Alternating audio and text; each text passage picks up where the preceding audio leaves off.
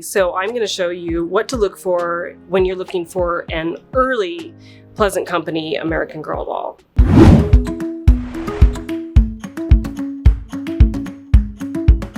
Hi, Kathy. Hi. Thank you for coming to our shop. Very welcome. Yeah. I could talk about this all day. Oh, all day. Hey, Paul, could you talk about this all day? Absolutely. All right. So one of your favorite things to do is go to the flea market and to look for things, but sometimes you don't know exactly what you're looking for. Am I right? Not really. Just I look for the different stamps on the neck, but I don't know all the stamps and the first edition markings, different types of earrings, things like that. I don't know. Right. So our friend Kathy does, and she's going to give us a little mini master class on what to look for at garage sales and rummage sales, and when you're out and about looking at used dolls, to know what to get. Right. Am I right? Yeah. There's a lot of gems out there. I know that what Paul would really like to find is a white body, so I'm going to show you what to look for when you're looking for an early Pleasant Company American Girl doll. Love it. All right, get to it. Let's get to it. The first thing, all right, so everyone wants an 86 doll, right? So an 86 American Girl doll, 1986, is going to be really recognizable. So one of the things to look for is, first of all, sorry, she's going to show her. When they say white body. This is what a white body looks like. It's not really perfectly white. It's unbleached muslin. So it will have kind of an off-white appearance. Sometimes they get little age spots. So this is what you're looking for. So you'll have to excuse her appearance. She is actually a find in the wild for me, and I have not rehabbed her yet, so she's a little rough looking. But this is what you're looking for. So an 86 has the teeth connected. They've got small painted teeth, and you can see at the very top it's connected. It's because they used a single brush stroke to paint the teeth. So they just crossed right over to the other tooth. And as a result, you get this little gap at the very, very bottom, but connected at the top, and we call that chipped tooth. So you'll find this on 1986 dolls only. The other thing to look for is the neck stamp. So there's a lot of different Pleasant Company neck stamps.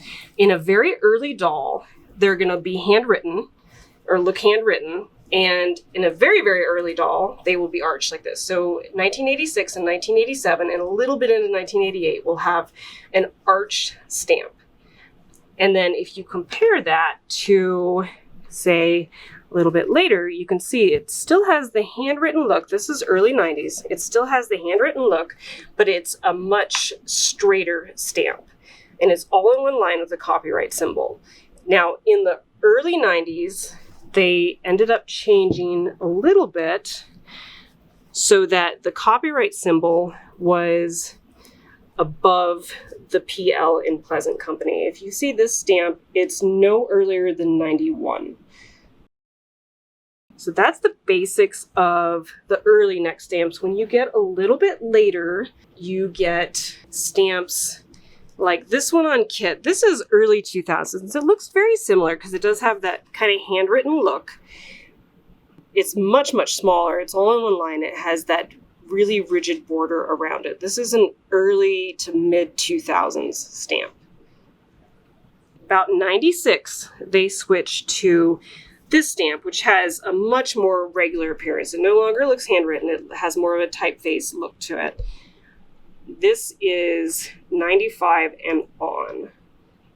In 2000, when Mattel took over, they started putting alphanumeric codes underneath the Pleasant Company stamp. They continued using this stamp, Pleasant Company, for quite a while. On classic molds and Josefina molds, they continued using Pleasant Company until as late as 2007, 2009 in some dolls. But you can tell if it's a Mattel stamp because it does have any combination of letters and numbers underneath in a very light type.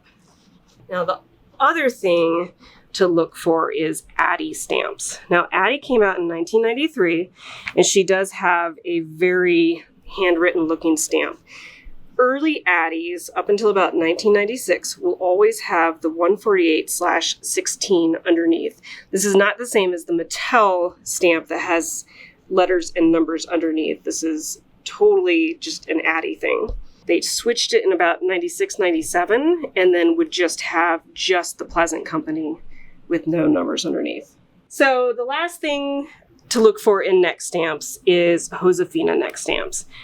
Josefina neck stamps is always written pretty small and again has that kind of handwritten look.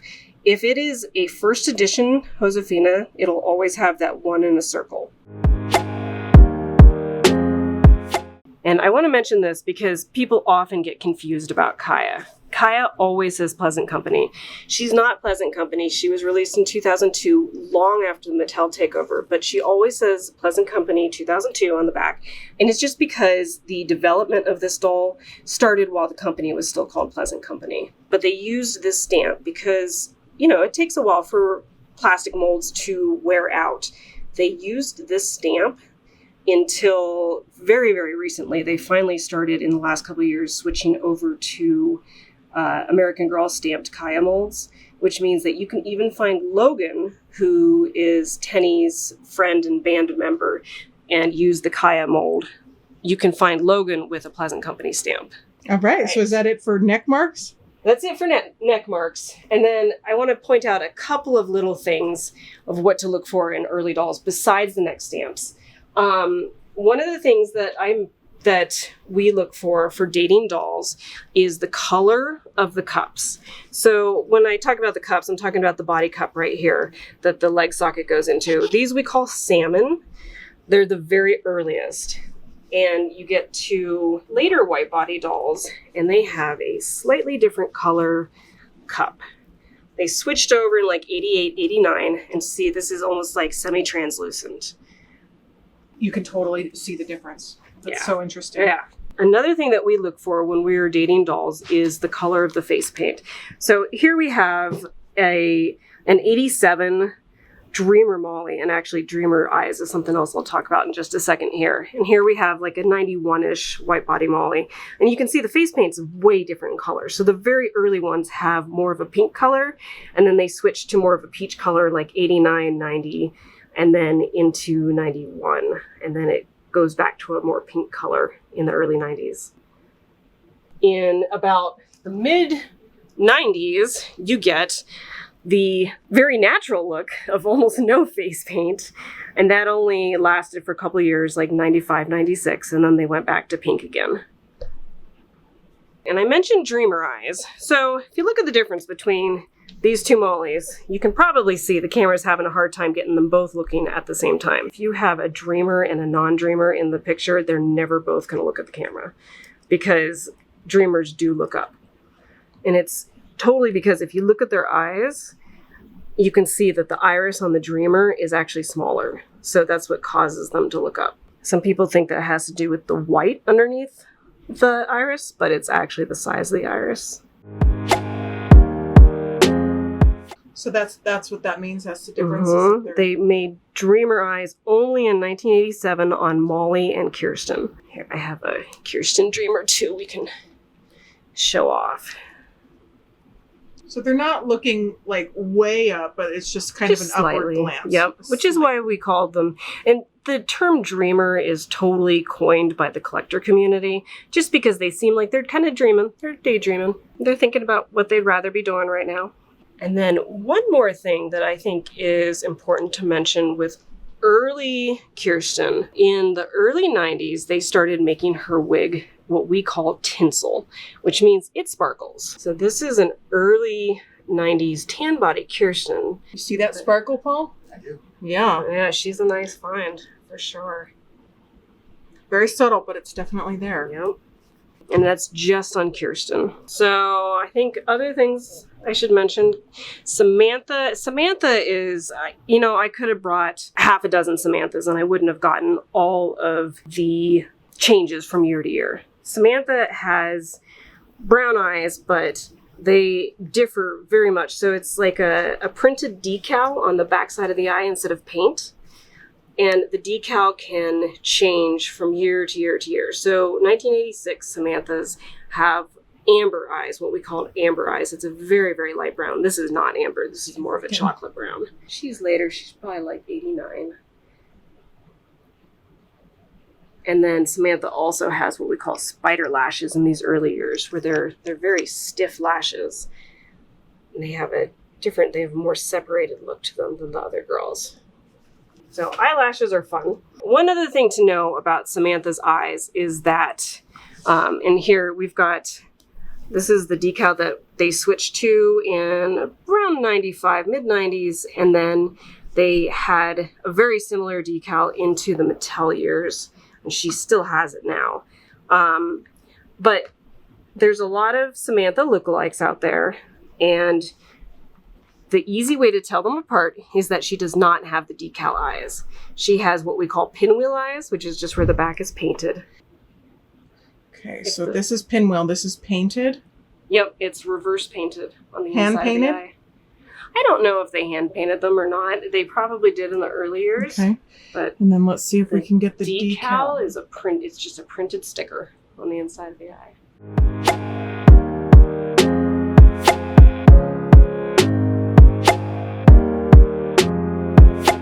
One other important thing to know about Samantha is that if you've seen an article online about how your Samantha is worth thousands of dollars, she probably isn't. So there were a lot of varieties of Samantha over the years. Samantha has been made from 1986 until today with just a brief stop in there, a brief intermission in there.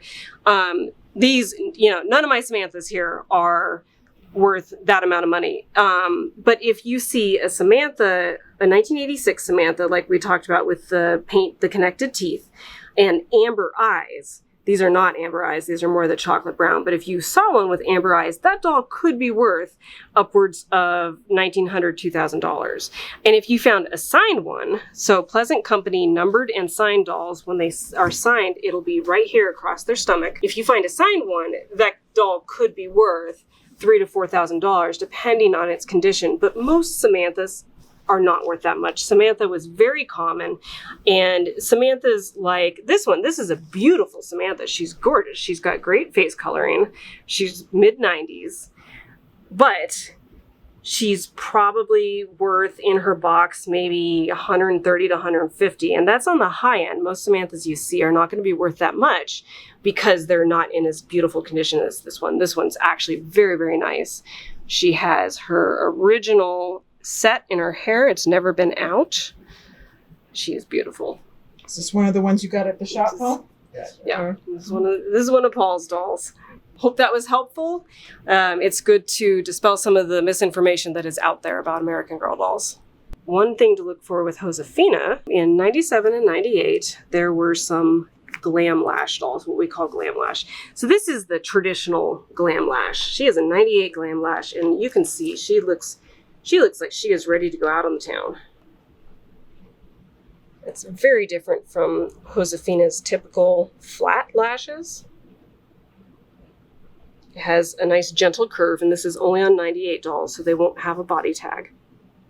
And then it's harder to find, but sometimes you do get first edition glam lashes. They're different in that instead of a gradual curve, they have a little bit of a crease at the end, kind of like Mattel lashes, but they're earlier than Mattel so that she won't have a body tag.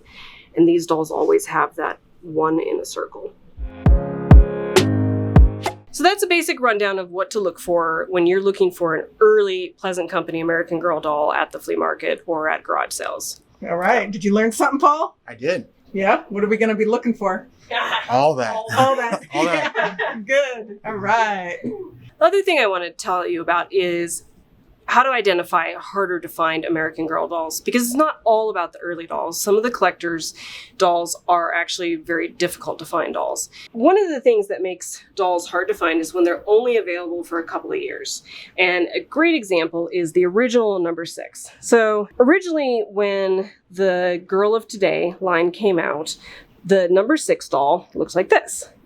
Black hair, very, very black. It's not dark brown. This is very jet black and brown eyes. She didn't sell well, so after a couple of years, in 97, they changed her to this appearance, which is the blonde hair and green decal eyes. Now, because she is much more common and easy to find, the original number 6 has become rare, and collectors look for her.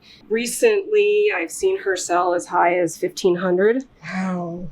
Yeah, she is hard to find, and collectors love her. Now, part of the reason why American Girl or Pleasant Company at the time changed her is because she was very similar to this doll. This doll is number 4. And if you collect American Girl dolls, everyone knows number 4 because number 4 is the only doll that uses this Asian mold. And you can see she has a distinctly Asian appearance, but she has basically the same wig and eye color as the original number 6. So we think that that's why they changed her to the number 6 to a blonde doll, is because the original number 6 just wasn't selling well. She was too similar. Number 4 is not necessarily rare, but she does command a lot of money on the collector's market, you know, like $280 and up in good condition because of the fact that she is the only doll to use this mold. She was actually made for about 16 years. So like I said, she's not rare, but she's very sought after because of the fact that no other dolls use this mold. Now this is a regular Addie doll, but something else to look for is if you see a doll that looks like Addie, but does not have her hoop earrings or a hole in her ears, that is probably a really hard to find doll. In general, anytime you see an Addie mold doll that is not Addie and does not have these hoop earrings, you should probably get that doll because some of her Truly Me lookalikes are quite valuable. And number 18 looks very much like Addie. They changed her in 98 to have bangs because she was getting confused with Addie. She was so similar. She has about the same color eyes and a very, very similar wig. And a number 18 can go, you know, upwards of 600 or more. So she is a very valuable and hard to find doll. And number 1 has a very similar wig as well. So the wig on the original number 18 and number 1 and number 15 are all about the same. It's got a very heavy hairline that can be parted wherever you like. If you look, you can just move it back and forth. But these dolls didn't sell very well, and so there's not a lot of them. So any of the dolls with this wig are valuable and hard to find. In general, the ethnic dolls don't sell as well, and they can be quite valuable. An example is Sonali. Sonali is not just an ethnic doll, she also was only made in 2009. She was one of Chris's friends. Chris had 2 friends, Gwen and Sonali, that were made the same year as her. And Sonali didn't sell as well and was only made for that short time, so she can be pretty hard to find. Love her. And she does have a look-alike in the Truly Me line, but if you see them next to each other, you can see the differences. This is Truly Me 47, and as you can see, her hair is actually a lighter color. And so when you see them next to each other, you know they're not the same doll, but people frequently get them confused. If you're looking at a doll and you're not sure whether it is Sonali or 47, a good thing to do is check the body tag.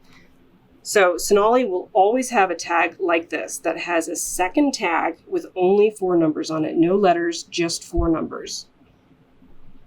All right. That's such a great tip. I hope this was helpful for everyone and give you an idea of what to look for when you're out and about looking for dolls in the wild.